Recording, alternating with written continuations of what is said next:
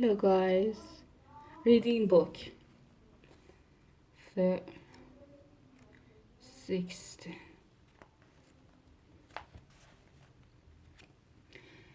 Then I asked, then I asked mom if she wouldn't mind spotting me then back because the net store just started crying trampoline shoes and I was pretty sure your little friend would really like to have them, but I guess I picked the right time to ask mom for a loan because it seemed like she was in the bad mood. She said I didn't have any appreciation for the value of money and that if I wanted to pay for a net habit, it was gonna have to come out of my own pocket. I told mom I didn't have any money of my own, and that's why I kept hitting up her, and but she said there were plenty of things I could do the earn some. She said it's supposed to snow tonight and could go out and show our neighbor's driveway tomorrow. I really don't feel comfortable, comfort, comfortable knocking on doors and asking our neighbors for money. My school had 30 fundraiser a year, and I have to go from house to house begging people I hardly know to buy something from me. And half the time I don't even really know what it is I'm selling. I wish the school would give us something useful to sell, like candy bar or cookie. The girls got are lucky because at least they got to sell stuff people actually want. The way the system works with this fundraiser is that is that us students to all over and the school gives us this junkie prize as reward. On time I sold $20 worth of government coffee bean and all got was a cheap yo-yo tech broke before I even got off school property. But really got stuff. He sold $150 worth of beans and got a Chinese finger tribe as his prize. It actually worked like it was supposed to, but really couldn't get his finger out, and his mom had to cut it out when he got home. Last year, the school tried something different. They had a sell raffle tickle. The However, when the raffle would get a spring yard clean up for the seventh grade class. Mr. Spallinger, who lives down the street from me, won the raffle, and on the first day on spring, the whole 70 girls showed up at her house, but they were only too rare for all those kids. So most of the class just ended up sitting around with nothing to do. And by the time the spring clean up was done, Mr. Spangler was roused off then when it started. The now thing the school is doing is this walk now. The idea is that we'll walk around the track at the school and certain number of times, like 100 or 200 laps, and get our neighbors to sponsor us for each lap we complete. I can understand asking someone to pay for seed or coffee bean or whatever, but I don't know what kind of person gets pleasure out of having some kid walk around football field a couple of hundred times. The reason the school put on the walkathon in September was not the copay for a billboard near the town park. I couldn't figure out why the school didn't just keep the walkathon and have the kids clean up the town park instead, but I guess if the seventh grade was involved, the mouth of completely trashed. I've done the math and I've figured out that each girl on my street gives me an average of $23 a year for school fund fundraisers. So I should just invade all the neighbor to my house once a year and tell them they bring me the 23 back in cash. Because it sure will save everyone a lot of pain and anguish. Wednesday, I snowed last night just like mom said it would, and well, all the other kids in the neighborhood were during their day off the forest while I was pounding the pavement looking for work. I saw about whose door I should knock on first, but it wasn't easy. Mr. Dorker lived right across the street, but she's a little too affectionate, and I usually do my best of to avoid her. Then there is Mr. Alexander, who moved into the southern house. He must not have worn braces as a kid because his teeth aren't very straight. Unfortunately, the first time that I met Mr. Alexander was on Hollywood, and that must have thrown his bar and rail. So I decided to skip Mr. Alexander's house. There are people who live on my street that I haven't spoken to in years. When I was about 4, mom and dad had a cocktail party for some of the couples in the neighborhood, and I went downstairs during the party to use the bathroom. But I guess back then I didn't know you were supposed to keep the door locked. So Mr. Walker ran on me. When I walked down, I found him and told on Mr. I'm sure he'll fall like a jerk. So I'm not about to knock on the door of some guys already out when I was in preschool and ask for money either. Today I realized that there is just too much history between me and the people in my neighborhood.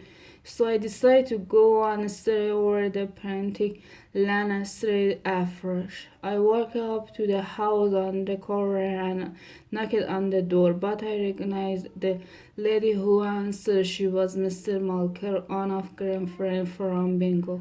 I told Mr. Malker I was trying to earn a little money shoveling people's driveway and that I'd be happy to do her for $5. But she told me she never gets Victoria and invited me inside to chat. I didn't want to be rude, so the next thing I know, I was sitting in Mr. Mulcair's living room, surrounded by the low ornament she'd taken inside for the window. I felt a little uncomfortable, but I figured if I was gonna ask someone for money, at least I could was try to be polite. But all the cool thing about the whole time I sat there was how much money I could be making if I just knocked on someone else's door instead. I must have been there for an hour before I was finally able to stray to conversation back to the subject of me shoveling her driveway, but Mr. Milker said her son was coming by in his pickup truck any minute and he plowed her driveway for free. So that's an hour of my life I'll never get back. I headed back out on the Prentice Street and started knocking on door. I guess most people were at work, so it took me a while to find someone who was actually home. I finally got luck when a guy who looked like he'd just woken up came to the door. I told him I'd shovel his driveway for $5, and he said it was a deal. I got to work and was making pretty good progress, but it started snowing again while I was shoveling. But the time I'd finished it had snowed so much that you could barely tell I'd done any work. So I rang the doorbell and asked the guy if He wanted me to show his driver again for another 5 back, but he wouldn't go for it. And to make things worse, the guy said he wasn't gonna pay me the first 5 back until his driveway was killer. Like I promised, see, this is a way. It's a good idea to have a contract before you start working for someone. I got back out there and I started shoveling, but so much snow was falling that I was getting nowhere. Then I had an idea. Grandma house was only a few streets away, and I remembered that she keeps her lawn mower in the garage. So I walked over to her place and pushed the mower back to the driveway I was working out. I saw the snow moving idea was genius, and I couldn't believe no one had overthrown of it before. Unfortunately, it didn't go as smoothly as I hoped it would. I saw the snow would shoot out of the side, but the blade cut right through it, and the snow stayed where it was. Eventually, the mower started making funny sound, and then all of a sudden, it stopped.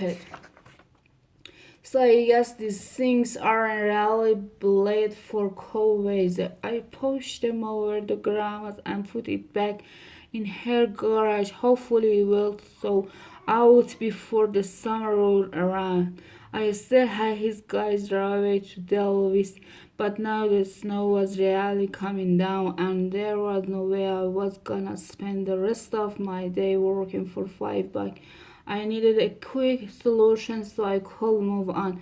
I could see that his garden house was attached to the house, so I turned it on, put the nozzle to the shower setting, and sprayed down the snow in the driveway.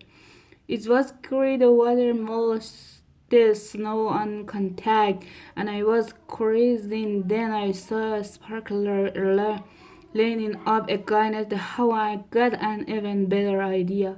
Once I was finished, I turned off the sparkler and knocked on the guy's door. I paid me my 5 bucks when I saw that his driver was clear. I was pretty excited about the way things worked out, and I figured if I found some more people with sparkling, I could have multiple job going at once. Unfortunately, I couldn't find anyone else who was home, but my idea probably wouldn't have worked out anyway, because by the time I'd walked back down Pentank Lane, the driveway it hit with a sparkler was frozen over. When that got home, we had to go out and buy 5 big bags of rock salt to melt the guy's driveway. So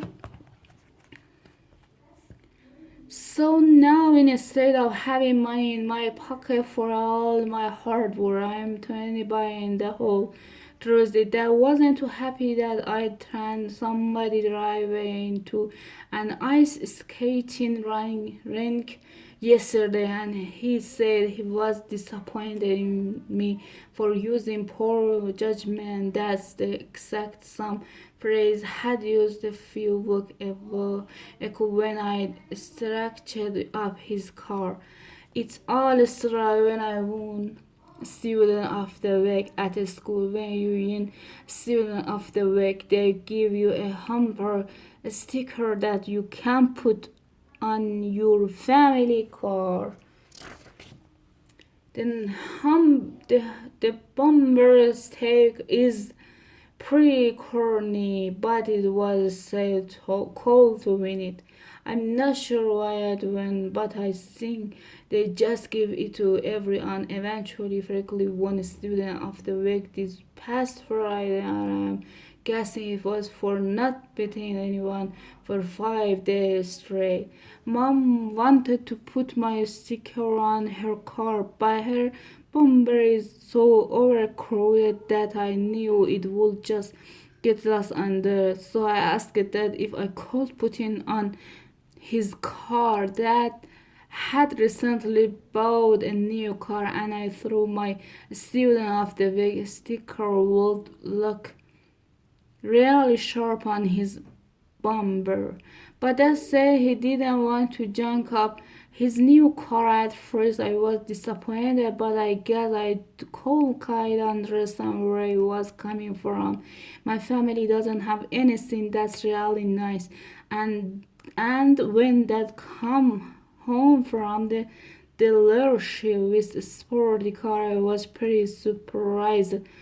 Mom wasn't happy that Dad picked out the car without talking through with her, so she said the car looked flashy and that since it only had two doors, it wasn't practical for a family of five. But that's why it was the car he wanted and he kept it. After I talked to Dad, I didn't know what to do with my bumper stickers, so I just ended up giving it to Manny and telling him he could put in the on his wagon or something. But many turned right around and put in the smack in the middle of that driver's side door. I figured it out because I know that was gonna say I was the one who put in there. I tried to peel it off, but they must use super glue on the backs of those things. So I got some soap and water and tried to screw it off. It's off, but after 20 minutes of scrubbing, I had probably made a dent. I started looking for different cleaning supply in the cabinet under the kitchen sink, and I found some steel wool pad that looked like they made to do trick.